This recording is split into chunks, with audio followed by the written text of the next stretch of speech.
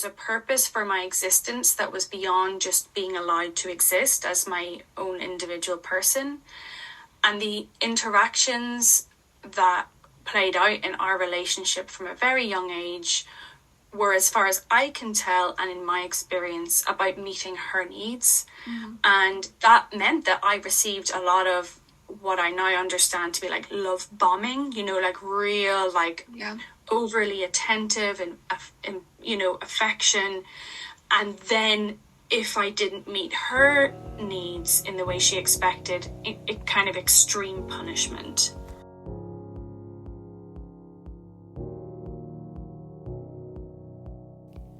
This is the Bad Mothers Podcast, where we dive deep into our maternal urges, or lack thereof.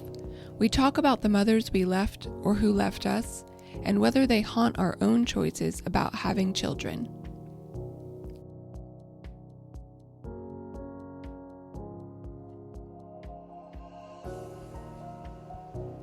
Angel Cassin is the chief executive of Together Estranged, an international nonprofit supporting adults who are estranged from their families. This episode includes Angel's own experiences of estrangement and motherhood. Last week, I shared the first half of our conversation, which includes the practicalities of estrangement, alternative ways to frame our emotions around it, and the work of Together Estranged. There's more information about all of the resources available there in the show notes. Also, just a reminder, for the last episode of our season, I'd like to host a Q&A. The episode will be published in a couple of weeks, and I'd like questions from you, if you have any, for me about estrangement, my experiences with estrangement, or being child-free, or anything along those lines, really. You're welcome to email them to monicacardenas@substack.com. We'll keep everything anonymous, of course, but if you're so inclined, you can share your question as a voice memo and email that over, and I'll share that on the podcast. All right, I hope you enjoy this episode with Angel.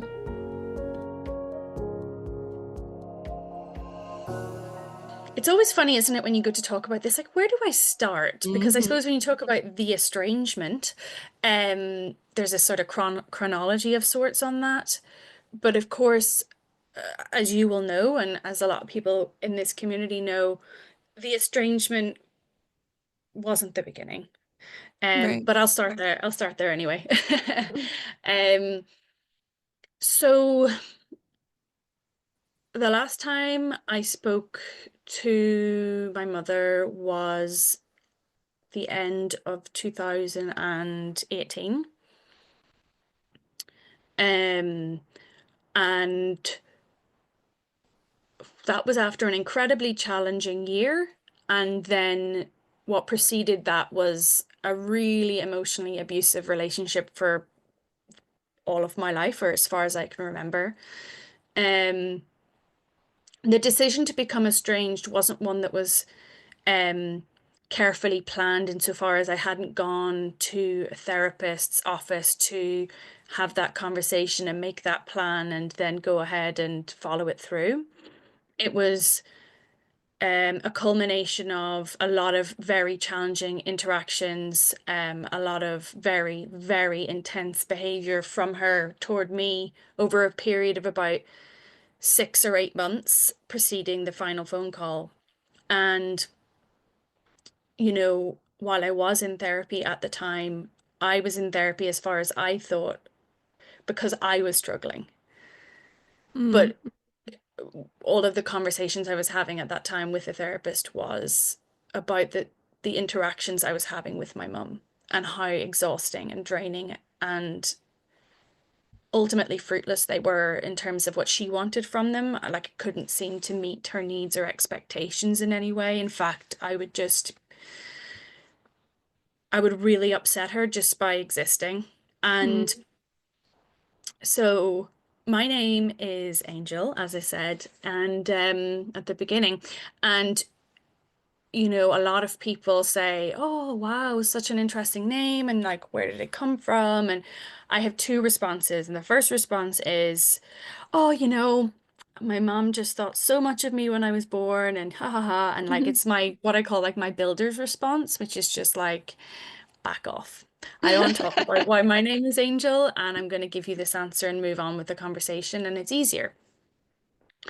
But my name is Angel because my mum had a lot of mental health issues. I don't really get into the definitions of them because they have always been murky and ambiguous, and I don't really fully understand them, and I don't purport to be an expert, so I don't want to put a label on them, but very challenging behavior and very chaotic thinking and impulsive decision making and they're just some of the symptoms. So she wasn't having a good time, and she was in a marriage that she said, wasn't good. And she decided to get pregnant because it would save her from her misery. And, she had made attempts at her life and that, this is going to save me. So she conceived a baby, which was me, not in her marriage with someone else. And then I was born, and she decided Angel was my name. I was, her savior. And Mhm. that I think gives enough context, or I would hope gives enough context for why our relationship was so challenged. Yeah. What a burden for you to carry from day one. Yeah, intense. And my mum was incredibly affectionate and incredibly thoughtful and generous and kind with massive costs. Mm. You know, it wasn't given unconditionally, and I wasn't loved unconditionally. And I think that the information I just shared about my name kind of indicates that, Mhm. there was a purpose for my existence that was beyond just being allowed to exist as my own individual person. And the interactions that played out in our relationship from a very young age were, as far as I can tell, and in my experience, about meeting her needs. Mhm. And that meant that I received a lot of what I now understand to be like love bombing, like real, like Yeah. overly attentive and affection. And then if I didn't meet her needs in the way she expected, it kind of extreme punishment. And Yeah. um and yeah, so that dynamic played out for a lot of numbers of years. And of course, when you're a kid, like you don't know that's wrong. And you don't know that the interactions are um harming you, but you know how you feel in your body, and you're not necessarily connecting the two. The culture and the normal practices within your family unit are what you expect to be normal when you go to other people's Right. houses until you Right. realize they aren't. And And why would you so, attach those bad yeah, feelings to your mom, right? who I You, loved and I would right. die for and I was obsessed with. But there were parts of me that knew for a long, long time that things were wrong and that things weren't right. And I had a lot of symptoms of that, like in my body and in my head, and worries and anxieties. And I knew a lot of the time that I felt afraid of my mum, but I Mhm. didn't know that was wrong, or I didn't know that that wasn't quite right. I just thought like this is the dynamic. You can't put words on something like that when you're in it, and it is all you know, it's your blueprint, it's your experience of the world.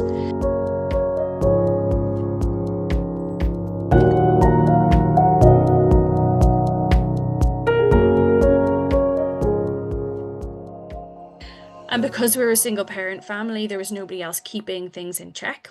Yeah. No other siblings and no other parent.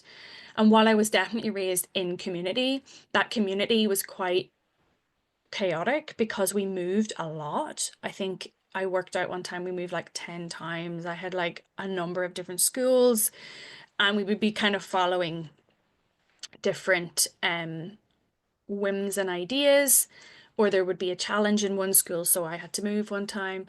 Um, but it was quite chaotic, and there wasn't really anybody to observe over time in the home what was Yeah. happening. It was just Yeah. me.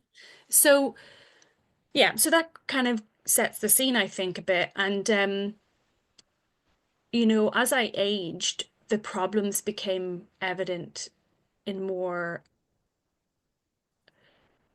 intense ways. And because I became a very mature child very quickly, constantly being aware, like hyper aware of her needs and her reactions and how she moved and the voices that she used. Mm-hmm. There was also many rules about which side of her I could walk on, which words I could say, like how I could be and speak. Like I was criticized and analyzed and critiqued quite a lot, so I felt quite hyper aware of myself and of her. Mm-hmm. But then I started to realize, like being with friends and family, like I felt different in different homes, and that I was not always happy when people came to my home because she would not be nice to them, and I would just have to sit them down and tell them, like, no, this is how you do it when you're here, and this is how you don't Mm-hmm. upset her, and this is how you don't make her mad. And I had normalized it all, but then I could see people's reactions were like, this isn't That's not normal. right. Yeah. So So constantly yeah, walking on eggshells all the time. I mean, that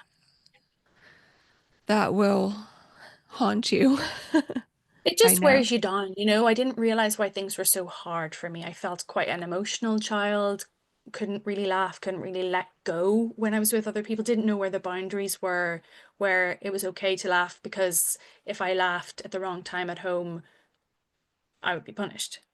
And it would be like silent treatment, or like kind of vitriolic, kind of spitting words at me about how selfish I was or self-centered I was, or why did I treat her like this? Why did I do all these things to her? And she would do lots of kind of emotional trickery and manipulation that I now understand in hindsight was very disturbing and upsetting.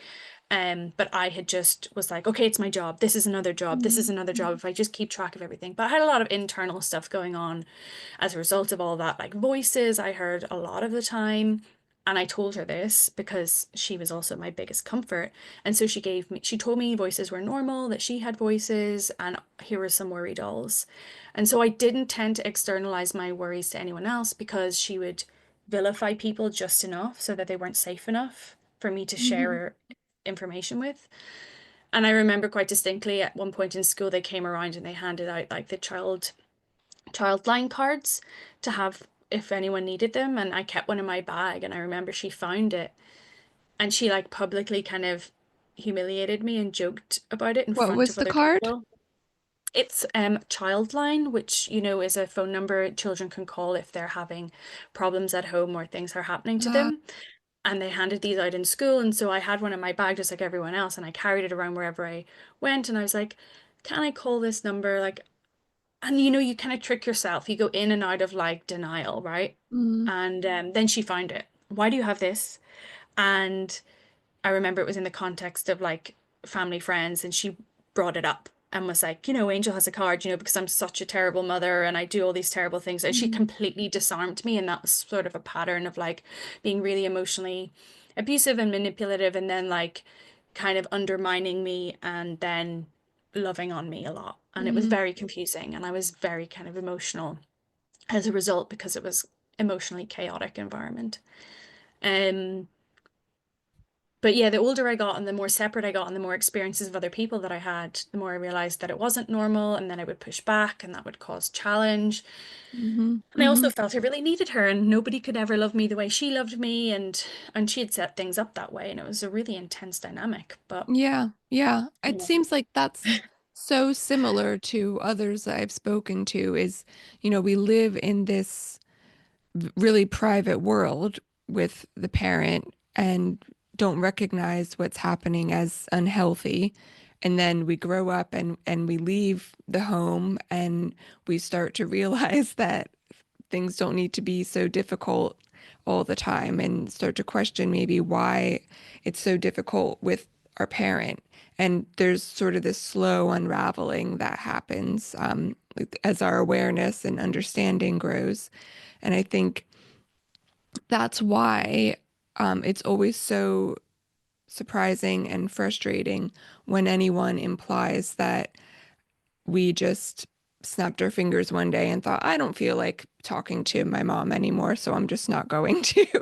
That it was some careless decision when it probably most likely was preceded by many years of turmoil and fear, and then is followed by a lot of grief, as you said, because it's not an easy decision to make.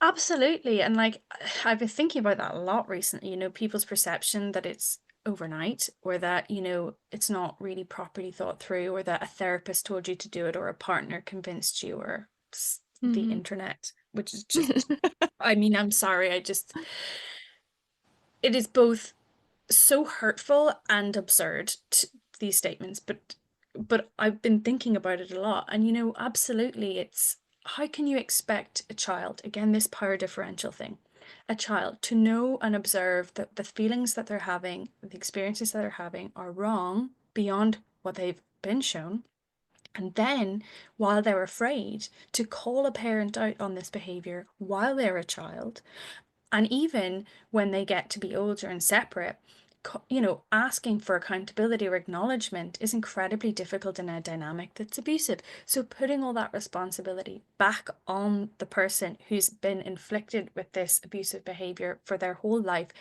it's absurd. It really is, as if you're going to be able to do that. And even when you maybe have had the time and reflection to be able to come back to a parent and say, look, what you're doing is wrong, 9 times out of 10, the reaction that you're going to get to that is not healthy and it is not positive or constructive. And that's primarily the reason why a lot of us choose eventually to fully separate, because you're like, this is the most unhealthy relationship I have in my life. And it's also the Yeah. most damaging because it's supposed to be healthy. And I can't get out of it. I can't get out from under it.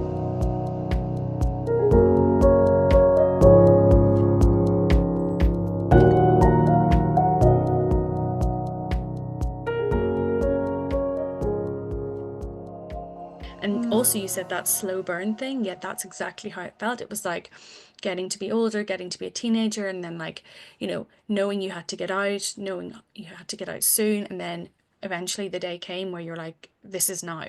I haven't planned this, but this is now. And I am now estranged because I've made this decision because of all this cumulative abusive behavior, the lack of accountability. It's not just what happened when I was a child and the fact that there was no acknowledgement of that.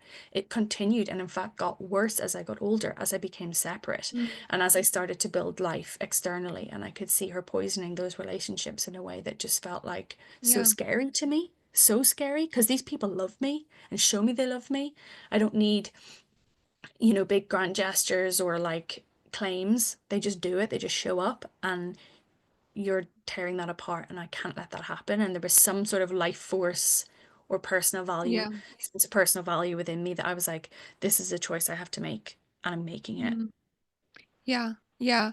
I think that's if she was as you described, put so much um pressure on your relationship when you described where your name comes from, and pressure on your role in her life, it makes sense then that she would be threatened by anyone else being part of your life, right? And I think that probably happens a lot. I think about this a lot, particularly with mothers and daughters, is we expect women to sacrifice their whole lives to be mothers, right? And in your case, what you described was so much more extreme than that.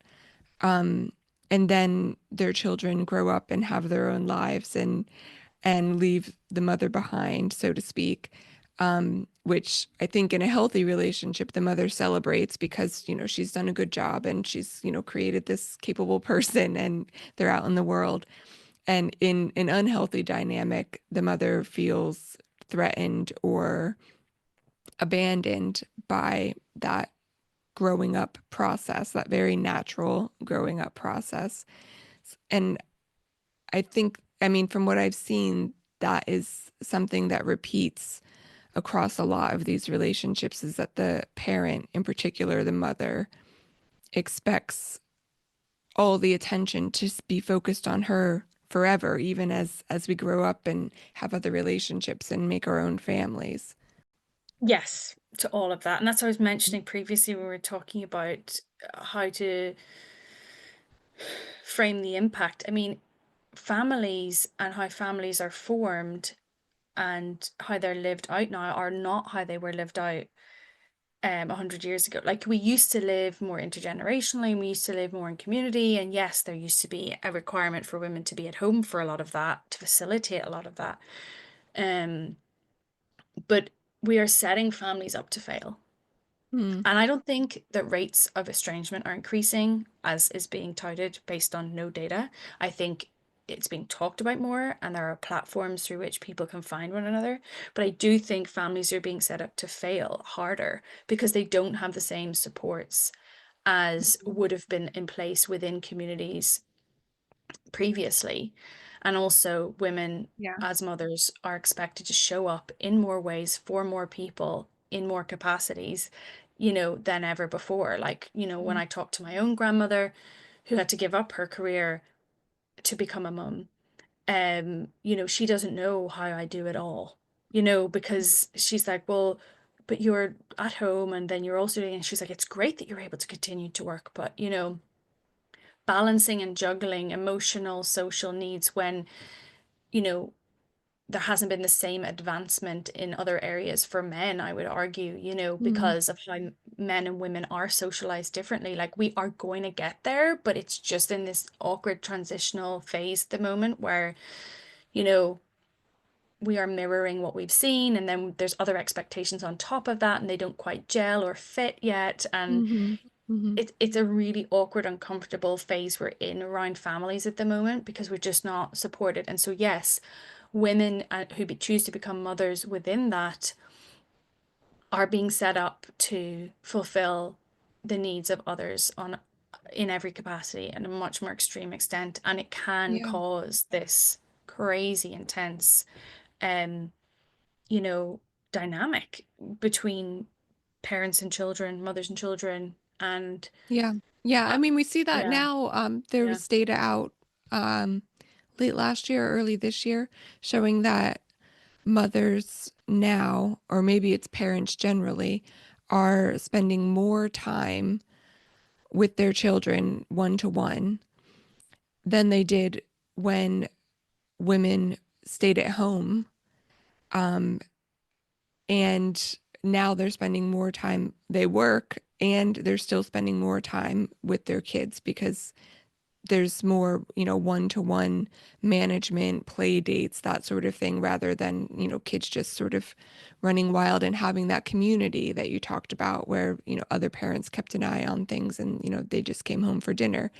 Um, Which is a way to keep kids and parents safer. mhm, Because if you have a diverse group of people that you're spending time with and raising your children in, you can keep one another in check. And I don't mean judgment. I don't mean passive mhm, remarkable. I just mean about like checking in, seeing what the kid needs, seeing what the parent needs, like picking up slack. And kids see diverse ways of interacting and communicating, and like that is how it's supposed to be, mhm, Absolutely.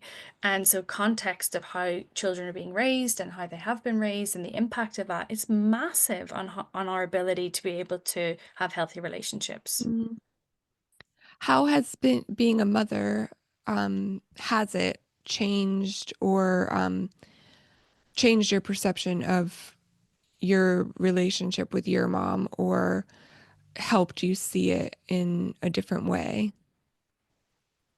I mean, inevitably, you have a crash course in the relentlessness of parenting when you become a parent that you just can't comprehend previous to that point. And I suppose it does create a level of awareness for me like, whoa, this is full on, it's intense, it's all consuming, it's relentless.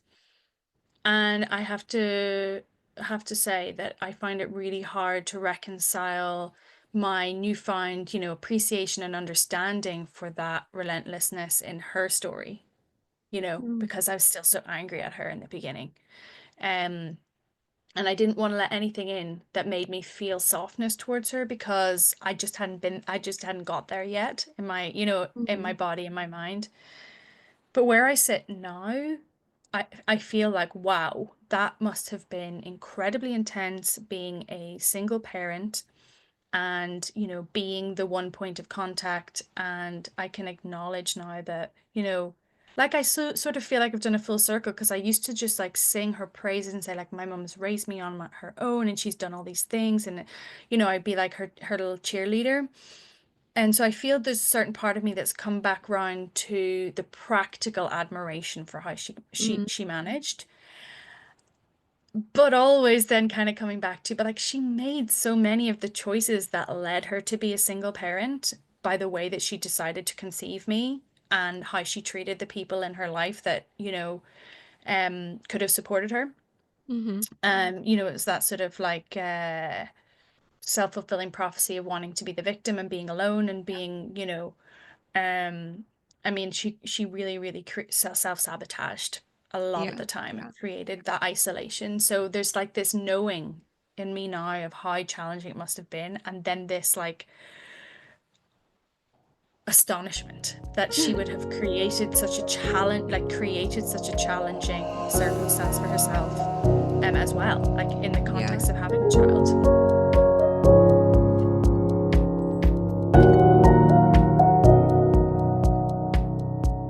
But the thing that's been, most intense for me having become a mum myself is observing my son and having this really intense emotional reaction, knowing I was once him in some form of my own Mm-hmm. Mm-hmm. making. I was as small as he was once, and I was as curious and playful. Um, and I turned to my husband and I just said, I can't believe she did this to me because I was just like him. Yeah. And you just see they're innocent. Like he absolutely adores me. Like there's this like pure, and I know it's biological requirement to connect with me and feel close with me. So it's a survival instinct as well. But like, what a gift. Mm-hmm. What a gift that's you have created a human being and you are gifted this biological connection with them. They need and they want you and they need you. And you have a choice about what you do with that. Okay, because it's intoxicating for some people. For a lot of Yeah. people, I mean, it's that love, that oxytocin buzz people talk about, but it's also you have a responsibility about what you do with that. Because if you mess with that, it's so damaging. And I think that's the thing that has hurt me like physically when I think about it, how much I adored my mom and how much as I said, I thought I would die for her. I just was I was like, it was the cult of mum, it really was. And just believed everything she said and Yeah. loved everything about her because that was the dynamic and it was so intense and intoxicating. And when I look at my own son and I know there's that aspect to play, he does have two parents at home, which is different, but there's this connection and it's an overwhelming responsibility to do right by that gift I've been given. And then this real grief and sadness and hurt and disgust that connection was abused for me. Yeah. Did you described that that relationship, what you do with that trust and love as a choice that you make? Was there any part of you that worried that you might in any way mimic anything that your mom did just from, you know, force of experience or habit or genetics or any, was that a concern for you? Or do you really think it is strictly a choice that you make through your own awareness of how you manage that love and trust? Um, you want to talk to my therapist? I was thinking, how do I answer this? Yeah, it takes up probably 60% of my internal thought process every day. It takes up the majority of my therapy sessions. It was the first thing I asked my GP before we started to try and conceive our baby. It's what I spent months with the maternal mental health nurse talking about and planning for and working out. It's the plan I had devised with the psychiatrist in the maternity hospital about my concerns and how to rectify them or how I could prevent them. It is my deepest, darkest fear. And I say it pretty much every week at some point to my husband. And so much so that I was saying, like, do you think that they would give me a social worker? Because then maybe that person can just assess me and make sure, and I Wow. keep an eye on Bara. I just feel so, I'm working on it because I know that in and of itself isn't healthy to be so to be so self-critical and analyzing everything I do. That's not healthy either. But yes, I am terrified of that. I'm doing as much work as I can to rectify that. And I I don't know. I don't know what the answer is. I don't have the answer there for myself yet, but I am terrified of it. I really, really Mm, am because as much as I can choose to be different because I have a level of self-awareness that I personally don't think that my own mother had, although it's very murky. Where was the intentionality? That's the big question for me mhm. always. But um I feel I have this level of self-awareness and also a capacity to accept support and hear criticism that I know for definite, setting aside the intentionality Yeah. question, I know for definite she didn't have. And as my husband says, you are not your mum, you are you, and we are doing this together, and I'm not going to let you hurt him. And I said, I Yeah. know, but what if you don't know how I'm hurting him? What if I don't know how I'm hurting him? I don't know what I think is normal internally, like things you don't necessarily think out or say out loud. So yes, Mhm. it's an everyday quest, and it's also something I'm trying to become a little bit more accepting of with the support of a therapist because I know Mhm. I can't think myself and plan myself out of this. I have to Yeah. trust myself. Oh, I'm so sorry you're going through that. And I mean, your son is so lucky that you are devoting yourself to that work to make sure um, that you don't do the same things your mom did. But I would say, just by virtue of the fact that you think about it and um, worry about it would indicate that it's really unlikely that you would hurt him because I it's something know, that you're thinking of, I know, right? I know, but you see, this is for me, this is where the murkiness comes in because so many people say that to me, okay? And I get where it comes from, Mhm. but my mum engaged in lots and lots of therapy, different modalities, and Uh, read different books and parenting books and tried out different like religions, like brought us to like this Buddhist temple for a while. Like she was on this quest for like self-discovery and self-improvement. But mhm. and so people would say that to her.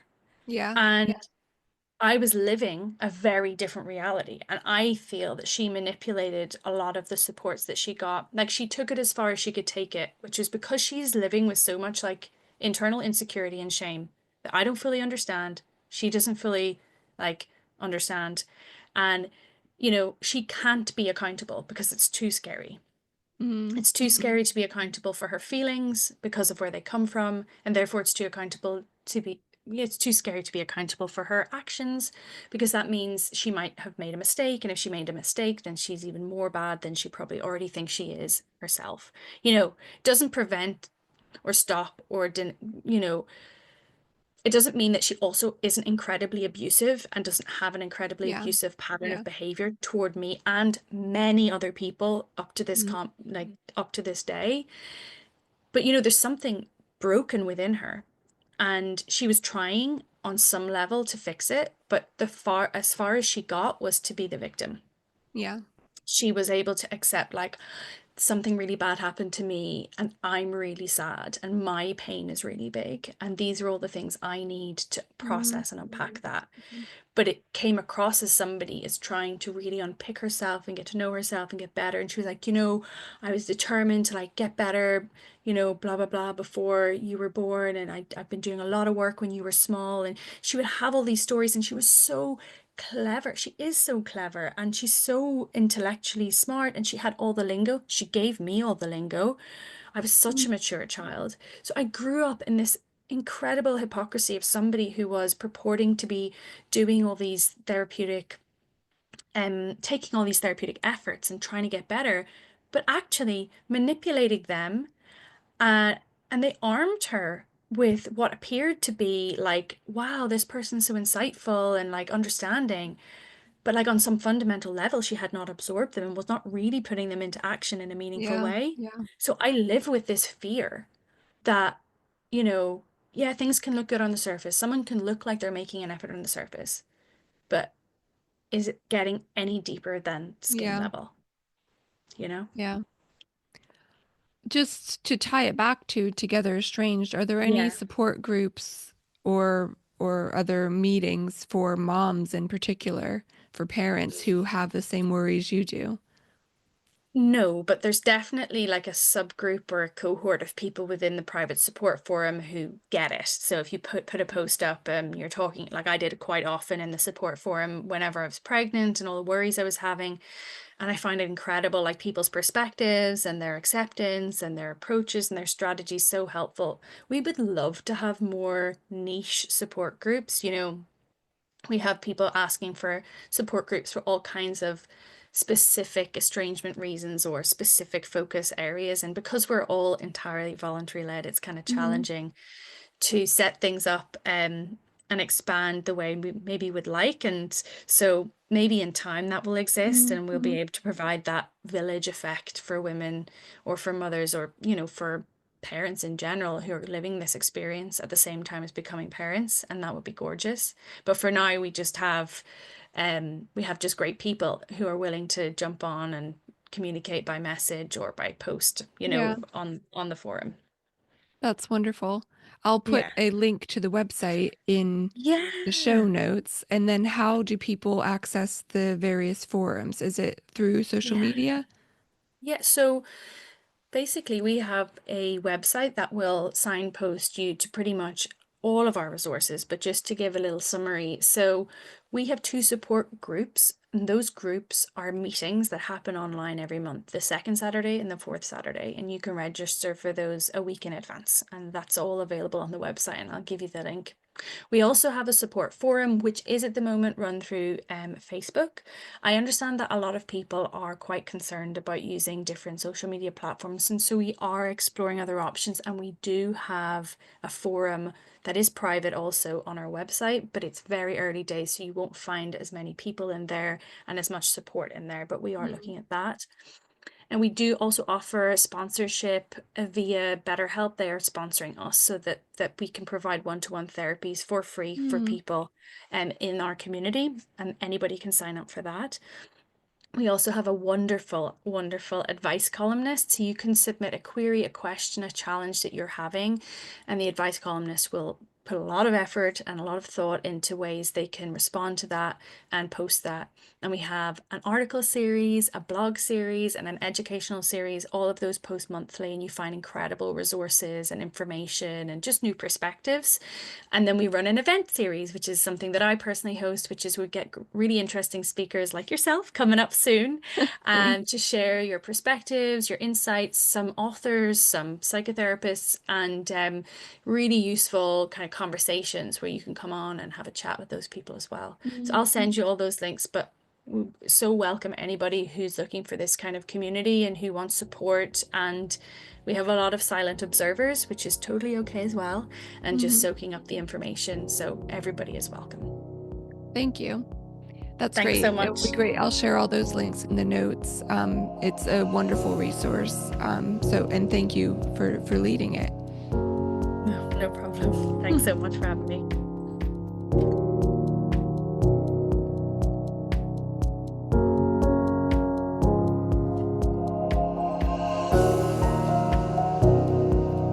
Bad Mothers is written, produced, and edited by me, Monica Cardenas. I'd love it if you'd rate and review the show and get in touch with any feedback. You can find me on my Substack, and guess what? It's called Bad Mothers too.